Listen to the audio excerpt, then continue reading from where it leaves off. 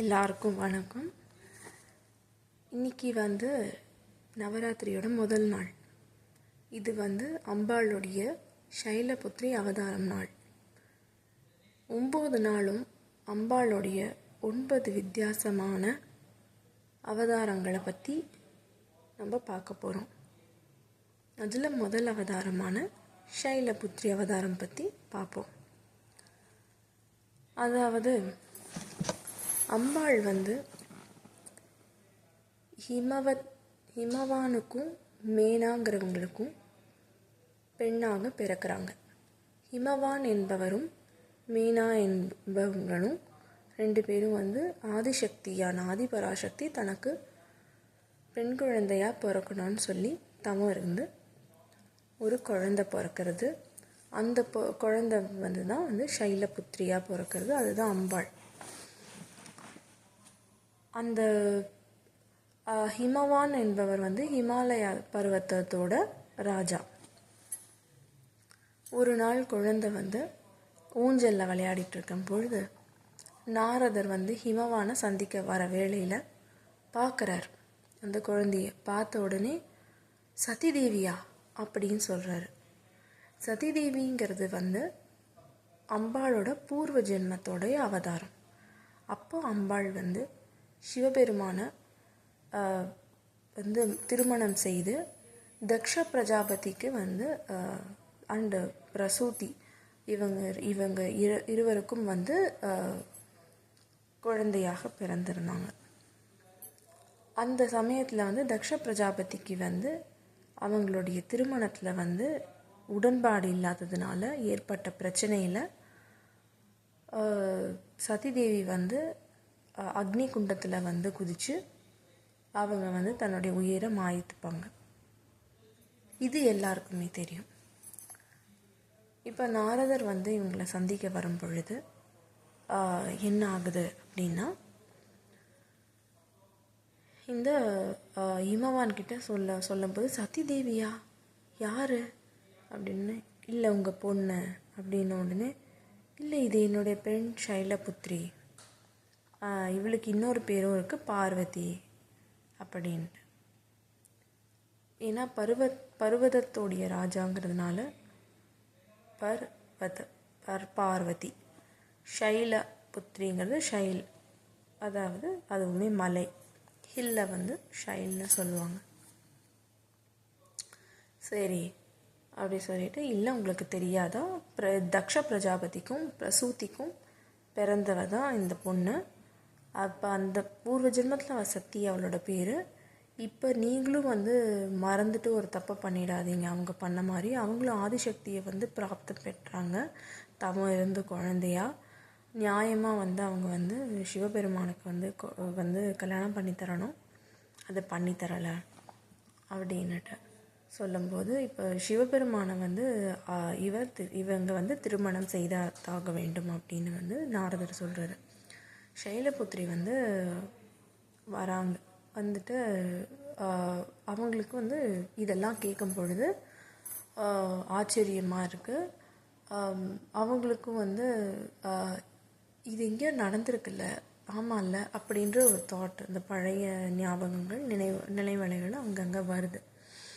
அதுக்கப்புறம் கேட்குறாங்க, நான் எதுக்காக சிவபெருமானை திருமணம் பண்ணணும், பண்ணினா கூட இப்போ அவர் ஏற்றுக்கிற மனநிலைமையில் இருப்பாரா, என்ன தெரியுமா அப்படின்லாம் கேட்குறாங்க. பல கேள்விகள் நாரதர் பார்த்து.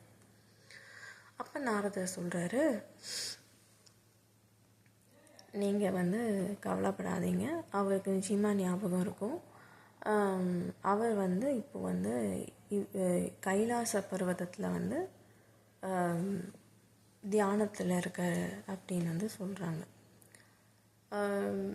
அவர் என்னை பார்க்குறதுக்கு நான் என்ன செய்யணும் அப்படின்னு சொல்லிட்டு கேட்கும்போது, நீங்களும் தியானத்தில் இருக்கணும் அப்படின்ன உடனே, சரி தியானம் ஒரு நாள் செய்யணுமா 2 நாள் செய்யணுமா அப்படின்ன உடனே நாரதர் சிரிச்சுட்டு, 100 வருஷமும் ஆகலாம், 1000 வருஷமும் ஆகலாம், 1,00,000 வருஷமும் ஆகலாம் அப்படின்னு சொல்லி சொல்கிறாங்க. சரி, ஆனால் இதெல்லாம் பண்ணி நான் அவரை திருமணம் செஞ்சுக்கிறதுனால என்ன நன்மை நடக்க போகுதுன்னு கேட்கும்போது, அவர் சொல்கிறாரு, இந்த மாதிரி இதில் ஒரு பெரிய நன்மை இருக்குது. உங்கள் 2 பேருக்கும் பிறக்க போகிற குழந்தை தான் வந்து தாரகாசுரனை வந்து அழிக்கணும். அந்த தாரகாசுரன் வந்து தேவலோகத்தையே வந்து பிடிச்சி ஆட்டி வச்சுக்கிட்டு இருக்கான் அப்படின்னு சொல்லி சொல்கிறாரு. அப்போ வந்து இது நடந்துகிட்ருக்கும் பொழுது என்ன ஆகுதுன்னா, அவங்க வந்து நான் எப்படி போகிறது, இது ஒரு நல்ல விஷயமா இருக்குது, நான் செய்கிறேன், ஆனால் நான் இது எப்படி நான் வந்து சிவபெருமானை போய் பார்க்கறது அப்படிங்கிற போது அதுக்கு வந்து நந்தியோடைய உதவியோடு நீங்கள் போகலாம் அப்படிங்கிற போது நந்தியோடனேவே அந்த இடத்துல வந்து வந்துடுவார். அப்போ வந்து நந்திக்கிட்ட வந்து சொல்லுவாங்க, இந்த மாதிரி ஒரு திரிசூலத்தையும் கையில் ஏந்திக்கிட்டு என்னை பத்திரமா கொண்டு இடத்துல சேர்த்துரு, இந்த பாதையே கரடு முரடாக இருக்குது, ஜாக்கிரதையாக போ அப்படின்னோடனே நான் ஜாக்கிரதையாக கொண்டு சேர்த்துறேன், கவலைப்படாதீங்க நந்தி சொல்கிறாரு. இது ஒரு கதை. இதில் இன்னொரு வேர்ஷன் இருக்குது. அது எப்படின்னா, இவங்க வந்து குழந்தையாக இருக்கும்போது இவங்களுடைய தோழிகளோட கண்ணாமூச்சி விளையாடுறாங்க. கண்ணாமூச்சி விளையாடும் பொழுது அந்த இடத்துல வந்து ஒரு பசுமாடு கவலைக்கிடமாக வந்து நிற்கிது. இவங்க பார்த்துட்டு இது எதுவும் நம்மக்கிட்ட சொல்ல வருது.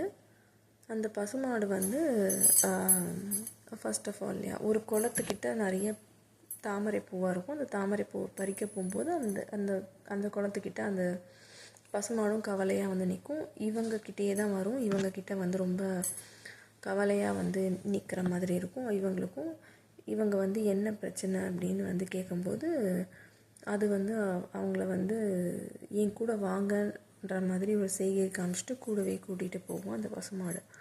அந்த இடத்துல பார்த்தா ஒரு எலும்பு அந்த மாதிரி இருக்கும். அதுவும் ஃபுல்லாக அந்த பசுமாடுகளோட எலும்பு. அப்போ அவங்களுக்கு புரியும், இந்த தாரகாசுரனுடைய தங்கையான தாரிகா தான் வந்து இந்த வேலையை பண்ணியிருக்கான்னு. தாரகாசுரன் வந்து தெரியும், சிவபெருமானுக்கும் பார்வதி தேவிக்கும் பிறக்க போகிற மகனால் தான் வந்து தனக்கு அழிவுன்னு தெரியும். அதனால் வந்து அந்த பார்வதி தேவிங்கிறவங்களே இல்லாமல் பண்ணிட்டா என்ன பண்ணுறதுன்னு சொல்லி தாரிகான்னு அவங்களுடைய